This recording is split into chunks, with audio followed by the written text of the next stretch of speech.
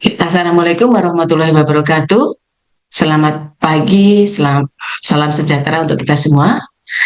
Nama saya Tristan Ningsih, dosen tetap di Stikes RS Husada. Saya membuat video ini untuk memenuhi persyaratan dalam pengajuan sertifikasi dosen tahun 2024-2025 tentang unjuk kerja Tridharma Perguruan Tinggi dalam bidang pengajaran. Pada pengajaran ini, mata kuliah yang saya ampu adalah mata kuliah ilmu keperawatan jiwa. Kode mata kuliah ini adalah WAT 302. Jumlah SKS pada mata kuliah ini adalah 5 SKS. 1 teori, 1 praktika laboratorium, dan 3 klinik yang akan dilakukan di rumah sakit. Adapun deskripsi mata kuliah ini adalah membahas mengenai konsep keperawatan kesehatan jiwa yang meliputi konsep dasar keperawatan jiwa, tren isu keperawatan jiwa, model konsep keperawatan jiwa, terapi modalitas, aplikasi asuhan keperawatan pada klien yang mengalami masalah psikososial dan gangguan jiwa. Kemudian penggolongan gangguan jiwa atau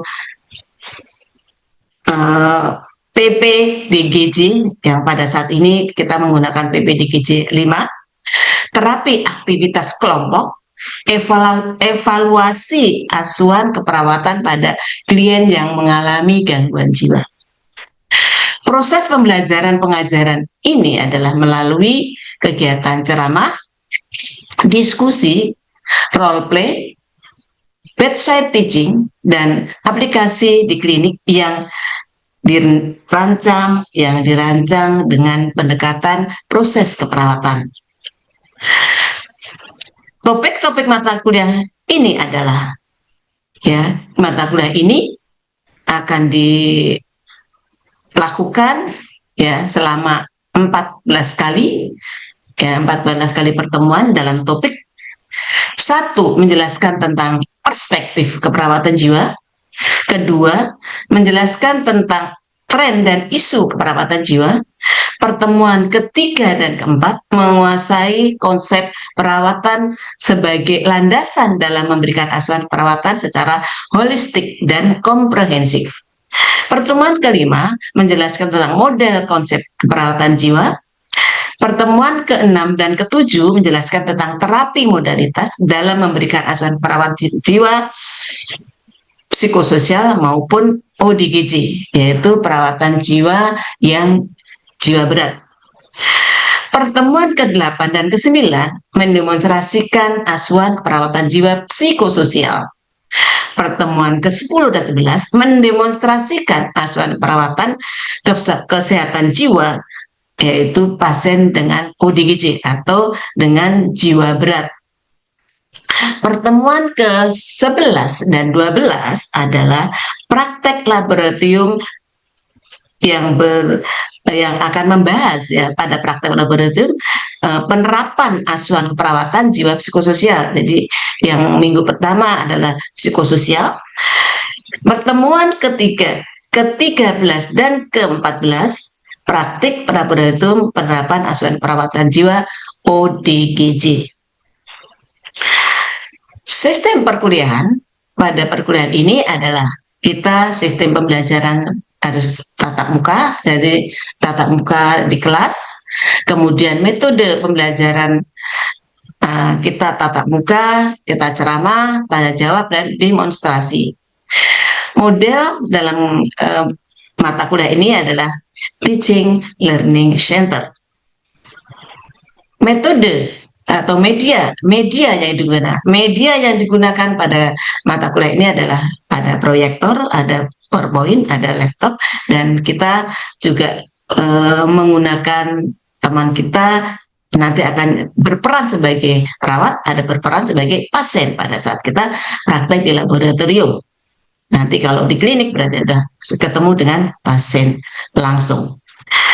Sistem penilaian pada perkuliahan ini adalah penilaian hasil yang kita nilai adalah tes somatif pertama 20%, tes sumatif kedua 20%, praktikum laboratorium saat kita praktek laboratorium itu adalah nilainya 10%.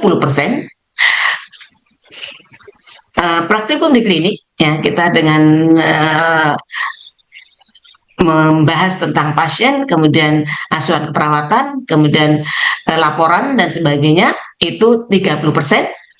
Kemudian penilaian proses yaitu dimensi interpersonal skill 10%, atribut interpersonal skill 5%, dan dimensi sikap dan tata nilai 5%. Tata nilai sikap itu adalah bagaimana waktu Anda nanti belajar di klinik, ya, bagaimana menghargai seniornya, kemudian bagaimana menyayangi adik-adiknya yang sama-sama belajar, jadi saling membantu dan saling belajar.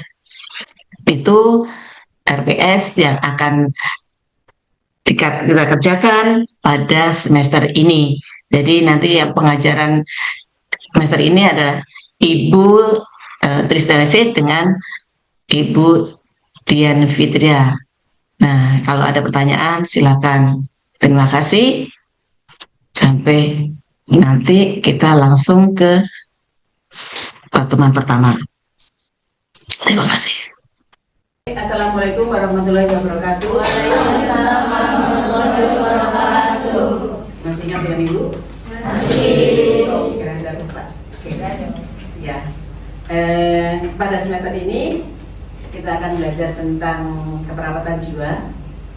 Jiwa 2 yaitu jiwa berhubungan dengan ODGJ. Ya. Untuk semester ini nanti di semester berikutnya baru kita ke klinik. Oke. Ada semua masuk? Mungkin akan saya absen satu persatu. Tapi sebelum di absen kita berdoa dulu, semoga ilmunya nanti bisa diserap semuanya dan bisa sukses untuk kedepannya. Untuk itu sebelum kita mempelajari pelajaran tentang keperawatan jiwa ini, kita berdoa untuk keyakinan masing-masing. Berdoa dimulai.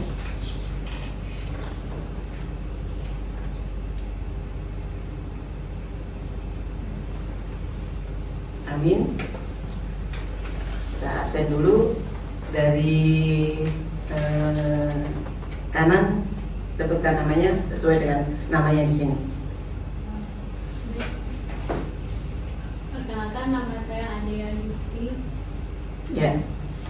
Perkenalkan, nama saya Lia Santitasari. Saya Pusputra Wulandari. Oke. Saya Iwan Yudi. Oke. Saya Rizka Himianti. Ya.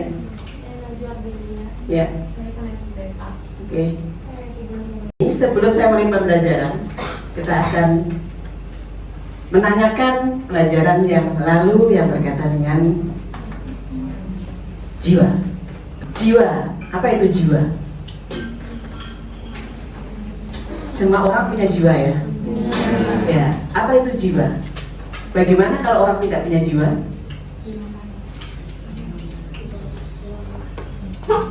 Tidak ada rasa, tidak bisa merasakan, tidak ada rasa kenyamanan. Oke. Maka kita sebagai calon perawat harus mempelajari bagaimana orang dengan kesehatan jiwa, ya.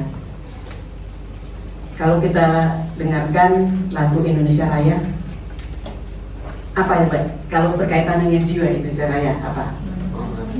Bangunlah, bangunlah jiwanya, bangunlah badannya. Nah, sebelum kita membangun diri, kita membangun jiwa dulu.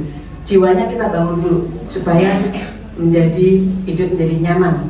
Nah, maka kita sebagai calon perawat ya, yang berhubungan dengan manusia, ya, bagaimana kita membuat nyaman sebagai manusia, ya, karena sehat itu bukan hanya sehat fisik, yang terutama yang penting adalah sehat jiwa. Nah, apa itu perawatan jiwa? Ya, Kita akan mulai dengan topik yang baru. Ya. Keperawatan jiwa adalah pelayanan perawatan yang didasarkan pada ilmu perilaku. Nah, kita akan pelajari tentang perilaku manusia. Bagaimana perilakunya setiap saat, setiap waktu. Bagaimana perilaku pasien. Bagaimana perilaku orang-orang di sekitar kita. Ya. Dan ilmu perawatan jiwa. Sepanjang hidup, siklus kehidupan manusia, ya, sepanjang hidup manusia kita akan mengenal bagaimana psikososial, hubungan antar manusia. Bagaimana orang dengan ketidaknyamanan. Jika orang tidak nyaman, maka hubungan antar manusia menjadi tidak nyaman, terganggu dalam hubungan manusianya. Maka bagaimana caranya supaya mereka tidak terganggu? Kita akan belajar itu. Bagaimana orang melakukan kegiatan-kegiatan yang maladaptif. Pasien dengan apapun itu, ya pasti ada terganggu jiwanya, akan mengalami atau melakukan hal-hal yang maladaptif, sehingga kita menjadikan orang itu menjadi apa? Adaptif, ya, supaya dia menjadi adaptif. Ya. Gangguan maladaptif itu disebabkan oleh gangguan bio, psiko, sosio, dan spiritual. Nah, perawat menggunakan diri sebagai terapeutik. Apapun yang kita lakukan untuk pasien, senyum kita, cara jalan kita, cara menatap pasien, itu sebagai terapi semua. Bagaimana perawat menghadapi pasien dengan cemberut, itu juga mempengaruhi kesehatan pasien. Maka kita harus selalu berusaha bagaimana pasien akan percaya dengan kita, percaya dengan perawatan kita, dengan senyuman, dengan cara jalan yang kita pasien minta tolong, kita jalannya kayak peragawati, ya, jalannya pelan-pelan. Gimana rasanya? Gregetan. Pasien pasti ini suster ini. Ya, maka kita ada bagaimana cepat dan tepat pada perawatan pasien, bagaimana cepat dan tepat pada penolongan pasien. Itulah perawatan jiwa. Itu pasti ada rasa tidak nyaman. Bagaimana dia pendekatan dengan spiritual, bagaimana pendekatan dengan Tuhannya. Ya, orang tidak nyaman jika dekat dengan Tuhan, bagaimana rasanya? Kalau dekat dengan Tuhan, bagaimana rasanya? Aman, tenang. Bagaimana kita mendekatkan pasien dengan spiritualnya, dengan yang membuat dia menjadi termotivasi untuk baik, menurunkan diri secara terapeutik. Terapi modalitas. Semua orang mempunyai modalitas sendiri-sendiri. Mempunyai apa? Modal hidup. Modal hidup. Jadi orang yang sakit, maka kita tanyakan, kalau kita pengajian menanyakan apa yang paling disukai dalam hidup ini, apa yang paling tidak disukai hidup ini. Maka yang paling disukai, maka kita motivasi untuk selalu melakukan dengan baik. Nah, itu termotivasi untuk dia melakukan kegiatan yang lebih baik. Modalitas, jadi modalnya kita kaji dulu. Untuk itu kita tanyakan kemampuan dia, ketidakmampuan dia. Kalau ketidakmampuan itu hanya karena misalnya saya malas mengerjakan itu suster karena saya punya trauma yang begini gitu. Tapi kalau itu baik untuk pasien, maka jangan hilangkan kegiatannya, tapi bagaimana menghilangkan traumatiknya. Ya. Oke, mulai pendekatan basic perawatan untuk meningkatkan atau mencegah atau mempertahankan dan memulihkan masalah kesehatan jiwanya. Jadi kita harus pulihkan kembali kesehatan jiwanya. Oke. Prinsip keperawatan jiwa, ada 4 prinsip dalam merawat jiwa, yaitu manusianya, lingkungannya, kesehatannya, dan perawatannya. Bagaimana manusianya? Kita harapkan bahwa manusia atau individu berfungsi sebagai makhluk holistik, ya, bertindak, berinteraksi, bereaksi dengan lingkungan secara kecemburuan. Jadi bagaimana membangun psikososialnya, bagaimana membangun hubungan antar manusia. Kalau seseorang itu hubungan manusia, hubungan keluarganya baik dengan orang sekitarnya, pasti hidup itu menjadi nyaman. Kalau ada musuh di sekitarnya, pasti hidup tidak nyaman. Maka bagaimana orang bisa tidak menjadi musuh di dalam lingkungannya? Maka ada pepatah, di situ bumi dipijak, di situ langit dijunjung. Ya, bagaimana kita beradaptasi, mampu beradaptasi dengan lingkungannya, maka kita akan nyaman-nyaman hidup di mana saja. Kalau kita bisa beradaptasi dengan lingkungannya. Setiap individu mempunyai harga diri dan martabat. Harga diri berkaitan dengan apa? Harga diri berkaitan dengan apa? Komponen konsep diri. Ya. Konsep diri. Kita akan menjelaskan tentang konsep diri. Apa itu konsep diri? Komponen konsep diri ada berapa? 5. Komponen konsep diri ada 5. Apa saja itu? Yang pertama,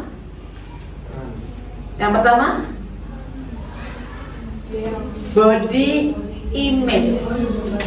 Apa itu? Citra tubuh. Body image. Yang kedua, ideal diri.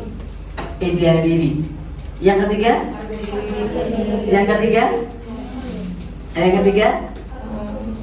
identitas personal. Yang keempat, peran. Yang kelima, harga diri. Kenapa harga diri diletakkan yang kelima? Kenapa harga diri diletakkan yang kelima? Karena ketika sudah menguasai 4 komponen sebelumnya, harga diri terbentuk. Nah, betul sekali, bagus. Jadi harga diri itu bergantung dengan komponen 4 di atasnya. Jika komponen 4 di atasnya, maka dia akan mempunyai harga diri yang tinggi. Ya, nah masih ingat ya. Jadi kenapa harga diri diletakkan di terakhir? Karena akan sangat berhubungan dengan komponen di atasnya.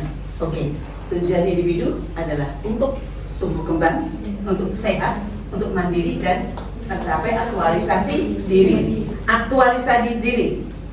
Kebutuhan dasar menurut aktualisasi diri. Masuk. Apa sih aktualisasi diri sebelum aktualisasi diri?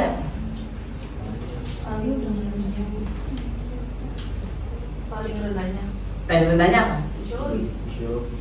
Fisiologis. Ya. Terus aman, nyaman. Nah, aman nyaman terus Cinta. cinta dan mencintai. 4. Harga diri, ya sama tuh harga diri, baru aktualisasi diri. Jadi bagaimana mengaktualisasi diri? Kalau kita sudah mempunyai kemampuan di bawahnya, ya kita akan mencapai aktualisasi diri. Oke, setiap individu mempunyai kemampuan untuk berubah dan berkeinginan untuk mengejar tujuan. Nah, aktualisasi itu adalah tujuan akhir dalam kehidupan manusia. Kalau sudah aktualisasi diri, artinya sudah mencapai tujuan yang akan dicapai, yang ingin dicapai. Ya, berarti yang termasuk di konsep diri sudah tinggi, ya, sudah mempunyai konsep diri yang tinggi. Oke. Setiap individu mempunyai kapasitas coping yang bervariasi. Coping, apa itu coping? Cara seseorang dalam menyelesaikan masalahnya. Jadi orang bermacam-macam copingnya. Ada coping apa? Ada coping apa? Ada coping maladaptif, ada coping yang adaptif. Ya. Bagaimana seorang menggunakan coping maladaptif? dia cenderung akan melakukan destruktif. Contoh, ya, ada masalah dugem, ada masalah narkoba, itu destruktif, coping mekanisme yang destruktif. Yang adaptif, ya, mencari kegiatan yang positif, menyelesaikan masalah dengan hal-hal yang positif, ya. Oke. Setiap individu mempunyai kapasitas coping, setiap individu mempunyai hak untuk berpartisipasi dalam mengambil keputusan.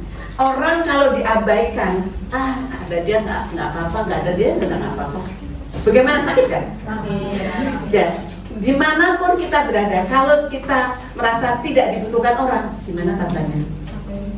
Nah, pasien dengan gangguan jiwa, pasien yang dengan gangguan fisik pun itu merasa bahwa dirinya sudah tidak dibutuhkan orang lain. Nah, itu makanya akan mengalami yang namanya ansietas, kecemasan, kita nggak dibutuhkan orang lain. Ya. Dan bagaimana rasanya? Maka pada saat kita melakukan tindakan keperawatan pada pasien, harus melibatkan dia supaya mereka merasa diakui, merasa dia ada, eksistensinya dihargai, ya, menghargai eksistensi pasien supaya pasien merasa diakui keberadaannya. Ya, maka setiap individu, ya, mempunyai kapasitas untuk berpartisipasi dalam mengambil keputusan. Jadi kalau kita mau melakukan kegiatan apa, tindakan apa pada pasien, harus ditanyakan, ibu dapat obat ini, ya, bagaimana? Apa ibu bersedia? Selalu berkata begitu kan? Nah, itu namanya membawa pasien ke dalam keputusan, ya, mengambil keputusan. Ya, keempat, yang terakhir, perawatan. Perawat memandang manusia secara holistik. Ya, apa itu holistik? Keseluruhannya. Apa keseluruhannya? Ya, jangan hanya di bibir saja. Jangan hanya di bibir saja. Holistik itu lakukan dengan ketulusan hati, dengan kesungguhan. Jadi merawat manusia itu tidak hanya fisiknya saja, tapi psikologisnya, psikisnya, sosialnya, bagaimana beradaptasi dengan lingkungannya, dan bagaimana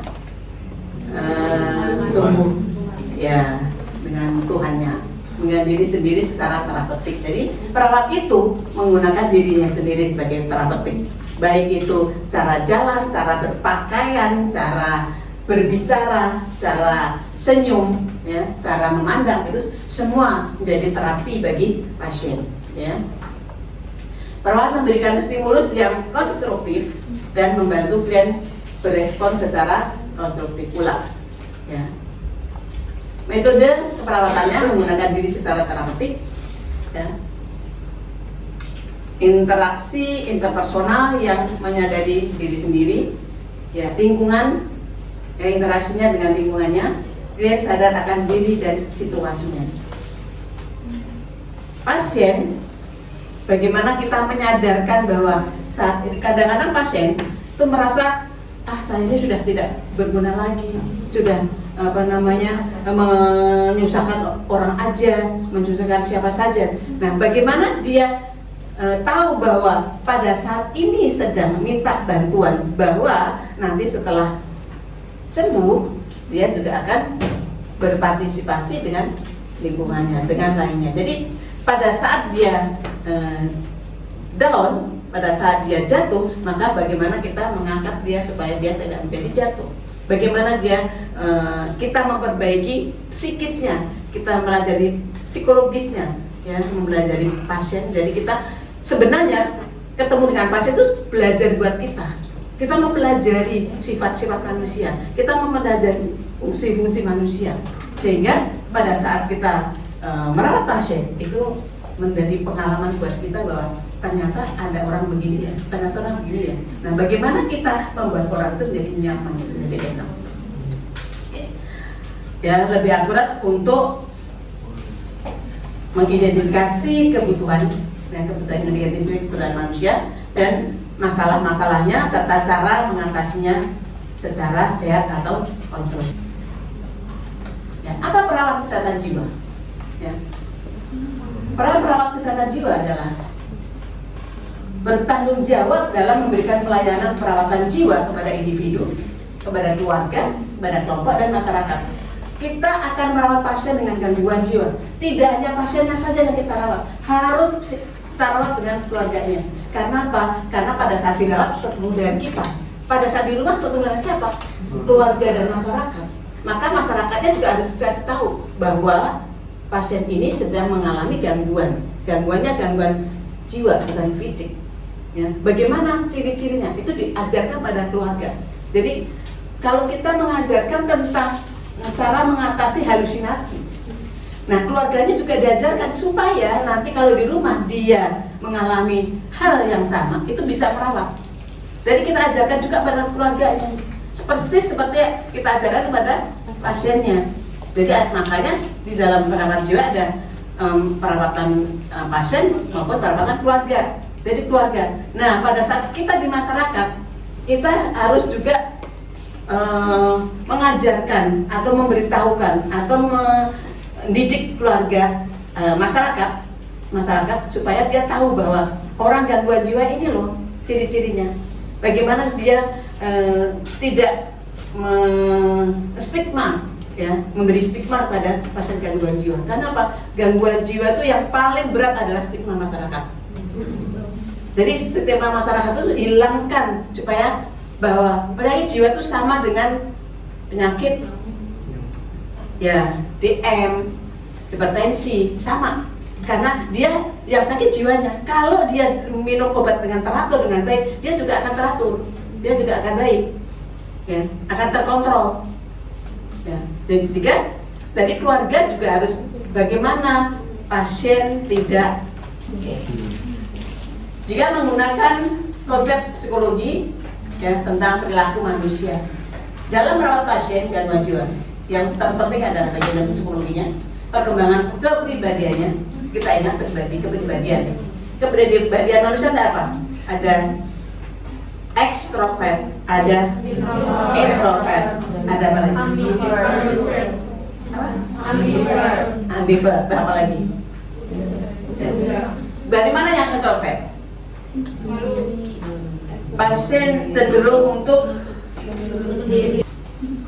konsep kesehatan jiwa dalam melaksanakan asuhan perawatan. Kita juga harus paham tentang konsep perawatan jiwa.